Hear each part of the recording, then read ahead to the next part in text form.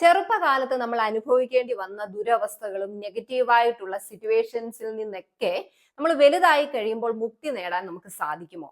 അങ്ങനെ നമ്മുടെ ബ്രെയിനിനെ റീവയർ ചെയ്തെടുക്കുന്നത് പോസിബിൾ ആയ കാര്യമാണോ? ഞാൻ Simi Robin, consultant psychologist, family and relationship counsellor and professional trainer.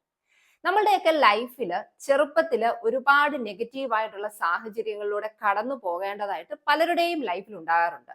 പലപ്പോഴും നമ്മൾ വലുതായി കഴിയുമ്പോഴും ഈ നെഗറ്റീവായിട്ടുള്ള കാര്യങ്ങൾ അത് ചിലപ്പോൾ ചില എക്സ്പീരിയൻസുകളാകാം, ചില ആളുകൾ പറഞ്ഞിട്ടുള്ള നമ്മളെ ഒന്നിനും കൊള്ളില്ല, അല്ലെങ്കിൽ നീ ലൈഫിൽ ഒരിക്കലും വിജയിക്കില്ല, നീ എങ്ങും എത്താൻ പോകുന്നില്ല, നീ ബുദ്ധിയില്ലാത്ത വ്യക്തിയാണ്, കഴിവില്ലാത്ത വ്യക്തിയാണ്, ഇങ്ങനെയുള്ള ചില കാര്യങ്ങളൊക്കെ പറഞ്ഞത് നമ്മളുടെ മനസ്സിൽ നമ്മൾ വലുതായി കഴിയുമ്പോഴും സ്ഥിരമായിട്ട് നിൽക്കുന്ന ഒരു സാഹചര്യമാണ് എങ്കിൽ നമുക്ക് ലൈഫിൽ വിജയിക്കാനായിട്ട് സാധിക്കില്ല. ഇങ്ങനെയുള്ള സിറ്റുവേഷനിൽ നിന്ന് അല്ലെങ്കിൽ ഈ ഒരു ചിന്തയിൽ നിന്ന് നമുക്ക് മുക്തി നേടിയെടുക്കാനായിട്ട് സാധിക്കും എന്നുള്ളതാണ്. അങ്ങനെ നമ്മുടെ ബ്രെയിനിനെ റീവയർ ചെയ്തെടുക്കാനായിട്ട് കഴിവുണ്ട് എന്നുള്ളതാണ്. അതിനെയാണ് ന്യൂറോ പ്ലാസ്റ്റിസിറ്റി എന്ന് പറയുന്നത്.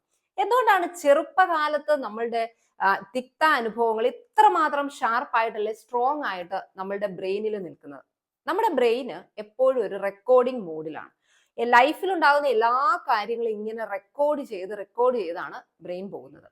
പ്രത്യേകിച്ചും ചെറുപ്പത്തില് നമ്മൾ അനുഭവിക്കുന്ന കാര്യങ്ങൾ എന്തെങ്കിലുമൊക്കെ റിപ്പീറ്റ് ആയിട്ട് നമ്മളെ ഒന്നിനും കൊള്ളില്ല എന്ന് പറയുന്നതോ, അല്ലെങ്കിൽ കണ്ടിന്യൂസ് ആയിട്ട് റിജക്ഷൻ ഒക്കെ ഫേസ് ചെയ്യേണ്ട ഒരു സാഹചര്യം വരുമ്പോൾ ഇവിടെ ഈ റിപ്പീറ്റ് ചെയ്ത് വരുന്ന കാര്യങ്ങൾ വളരെ സ്ട്രോങ് ആയിട്ടായിരിക്കും നമ്മളുടെ ബ്രെയിനിൽ സ്റ്റോർ ചെയ്യുന്നത്.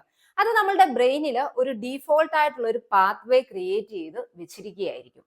നമ്മൾ വളർന്നു കഴിയുമ്പോഴും ഓട്ടോമാറ്റിക് ആയിട്ട് ഈ ഒരു കാര്യം നമ്മുടെ മനസ്സിലേക്ക് അല്ലെങ്കിൽ നമ്മുടെ ലൈഫിനെ വളരെയധികം ഇമ്പാക്ട് ചെയ്യുന്നത് ആയിട്ട് കാണുന്നുണ്ട്. ഇനി ഈ കാര്യങ്ങളൊക്കെ നമ്മുടെ മനസ്സിൽ ഇങ്ങനെ ഓട്ടോമാറ്റിക് ആയിട്ട് വരുന്നു എന്നതിന്റെ അർത്ഥം ഇതിൽ നിന്ന് ഒരിക്കലും നമുക്ക് മുക്തി നേടാൻ സാധിക്കില്ല എന്നുള്ളതാണ്. ഓട്ടോമാറ്റിക് ആയിട്ട് വരുന്നു എന്നുള്ളതാണ് പറഞ്ഞത്. പക്ഷെ അത് പെർമനന്റ്ലി അവിടെ തന്നെ നിൽക്കില്ല. നമ്മൾ മനസ്സ് വെച്ചാൽ അല്ലെങ്കിൽ വളരെ കുറച്ച് കാര്യങ്ങൾ ശ്രദ്ധിച്ചു കഴിഞ്ഞാൽ ഇങ്ങനെയുള്ള നെഗറ്റീവായിട്ടുള്ള ഇമ്പാക്റ്റിൽ നിന്ന് നമുക്ക് രക്ഷപ്പെടാനായിട്ട് സാധിക്കും. Awareness breaks the autopilot. Aware ആയിരിക്കുക. നമുക്ക് എന്തൊക്കെ തരത്തിലുള്ള നെഗറ്റീവ് ചിന്തകളാണ് നമ്മളുടെ മനസ്സിലേക്ക് നമ്മൾ കടന്നു വരുന്നത് എന്നുള്ളതിനെ കുറിച്ച് അവെയർ അല്ലെങ്കിൽ അറിവുണ്ടായിരിക്കുക എന്നുള്ളത് വളരെ പ്രധാനപ്പെട്ട കാര്യമാണ്. കാരണം ഇങ്ങനെയുള്ള ഒരു അറിവ് നമുക്കുണ്ടെങ്കിൽ മാത്രമേ ഈ നമ്മളുടെ ബ്രെയിനിൽ ഡെവലപ്പ് ചെയ്തിരിക്കുന്ന ഓൾഡ് ന്യൂറൽ സർക്യൂട്ടിനെ നമുക്ക് ബ്രേക്ക് ചെയ്തെടുക്കാനായിട്ട് സാധിക്കും. ഉദാഹരണത്തിന്, ചെറുപ്പത്തിൽ നമ്മളോട് എല്ലാവരും എപ്പോഴും പറയുന്ന ഒരു കാര്യമാണ്, നിനക്ക് യാതൊരു ബുദ്ധിയുമില്ല, യാതൊരു കഴിവുമില്ല എന്ന് ടീച്ചേഴ്സ് ആവാം, നമ്മുടെ പേരൻസ് ആവാം റിപ്പീറ്റ് ആയിട്ട് പറഞ്ഞതാണ് നമ്മളുടെ ബ്രെയിനിൽ ഇപ്പോഴും കിടക്കുന്നത്. അതുകൊണ്ട് തന്നെ എന്ത് കാര്യം ചെയ്യാൻ ഇറങ്ങിയാലും നമ്മളുടെ മനസ്സിലേക്ക് ആദ്യം വരുന്ന തോട്ട് ഇതാണ് എങ്കിൽ ഇവിടെ നമ്മളോട് തന്നെ പറയേണ്ട ഒരു കാര്യം എന്താണെന്ന് ചോദിച്ചാൽ, എനിക്ക് എല്ലാ കാര്യങ്ങളും ചെയ്യാനായിട്ടുള്ള കഴിവുണ്ട്, ഈ ഞാനൊന്നിനും ജയിക്കില്ല എന്നൊക്കെ പറയുന്നത് പണ്ട് ആളുകൾ പറഞ്ഞതായിട്ടുള്ള കാര്യമാണ്. അതിന്റെ അർത്ഥം എനിക്ക് കഴിവില്ലാത്ത ഒരു വ്യക്തി അല്ല എന്നുള്ളത് നമ്മളോട് തന്നെ പറയുക എന്നുള്ളതാണ്. അങ്ങനെ നമുക്ക് പറയണമെങ്കിൽ അവിടെ എന്താണ് നമ്മളുടെ മനസ്സിലേക്ക് കടന്നു വരുന്ന നെഗറ്റീവ് എന്നുള്ളതിനെ കുറിച്ച് നമ്മൾ അവെയർ ആയിരിക്കണം. പലർക്കും പലതരത്തിലുള്ള തിക്താനുഭവങ്ങളും പലതരത്തിലുള്ള എക്സ്പീരിയൻസുകളായിരിക്കും. അപ്പൊ നമ്മളെ അലട്ടുന്ന പ്രശ്നം എന്താണെന്ന് തിരിച്ചറിഞ്ഞ് അതിനെ മാറ്റുന്ന രീതിയിലുള്ള കാര്യങ്ങൾ നമ്മളോട് തന്നെ പറയുമ്പോൾ അത് നമ്മളുടെ ആ ഓൾഡ് സർക്യൂട്ടിനെ മാറ്റി ബ്രെയിനിനെ റീവയർ ചെയ്യാൻ ഹെൽപ്പ് ചെയ്യും. Replace, don't just remove.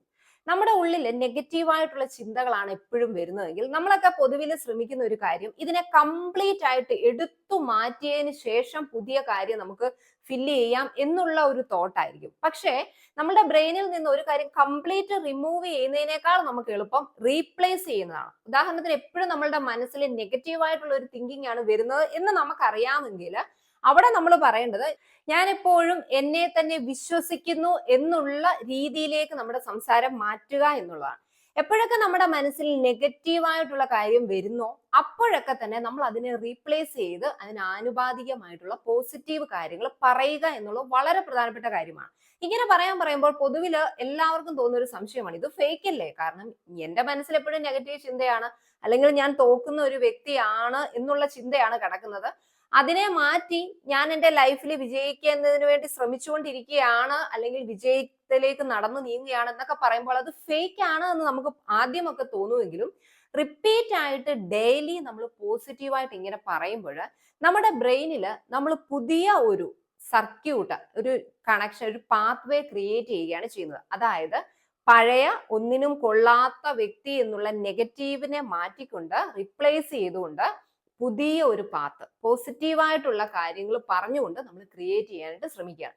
അതുപോലെ തന്നെ എപ്പോഴും ശ്രദ്ധിക്കേണ്ട ഒരു കാര്യം, നെഗറ്റീവായിട്ടുള്ള ഒരു കാര്യത്തെ റീപ്ലേസ് ചെയ്തുകൊണ്ട് പോസിറ്റീവായിട്ടുള്ള ഒരു സ്റ്റേറ്റ്മെന്റ് പറയുമ്പോൾ അതിൽ ഒരു തരത്തിലും നെഗറ്റീവായിട്ടുള്ള കാര്യം വരാതെ നമ്മൾ നോക്കുക. കാരണം എന്തെങ്കിലുമൊക്കെ നെഗറ്റീവായിട്ടുള്ള കാര്യങ്ങൾ ആ ഒരു സ്റ്റേറ്റ്മെന്റിൽ വന്നാൽ നമ്മുടെ ബ്രെയിൻ കൂടുതലായിട്ടും അതിലേക്ക് ഫോക്കസ് ചെയ്യാനായിട്ട് തുടങ്ങും.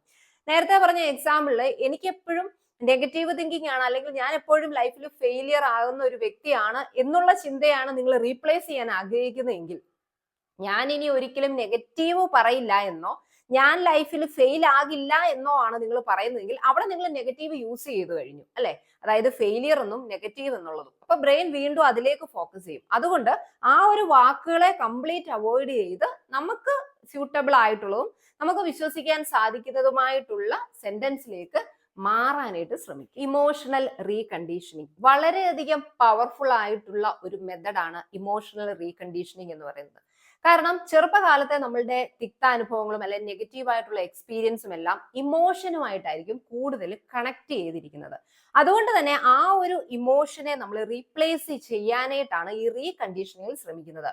എന്തെങ്കിലുമൊക്കെ നെഗറ്റീവായിട്ടുള്ള ഒരു സാഹചര്യം നമുക്ക് ചെറുപ്പത്തിൽ ഉണ്ടായതിനെ കൂടുതലും കണക്ട് ചെയ്തിരിക്കുന്ന ഇമോഷൻസ് എന്ന് പറയുന്നത് വല്ലാത്ത ഭയമാവാം, അല്ലെങ്കിൽ കടുത്ത നിരാശയാവാം, ദേഷ്യമാകാം. അപ്പൊ ഇങ്ങനെയുള്ള ഇമോഷൻസിനെ റീപ്ലേസ് ചെയ്തുകൊണ്ട് കൂടുതൽ നമ്മളോട് കരുതലും അനുകമ്പയും ഒക്കെ കൊടുക്കാൻ ശ്രമിക്കുന്ന ഒരു രീതിയാണ് ഈ റീകണ്ടീഷനിങ് നമ്മൾ ചെയ്യുന്നത്.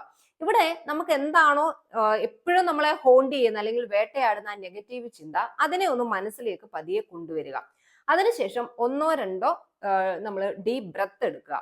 ഈ നെഗറ്റീവായിട്ടുള്ള ഒരു സമയത്തെ ആ ഒരു എക്സ്പീരിയൻസിനെ അതിനുശേഷം നമ്മൾ കമ്പാഷൻ പോലുള്ള നല്ല തരത്തിലുള്ള ഒരു ഇമോഷൻ കൊണ്ട് റീപ്ലേസ് ചെയ്യാനായിട്ട് ആ ആദ്യമേ ഉണ്ടായിരുന്ന ഇമോഷൻ, ദേഷ്യത്തെയോ നിരാശയോ ഭയത്തെയോ മാറ്റാൻ നമ്മൾ ശ്രമിക്കുകയാണ് ചെയ്യുന്നത്.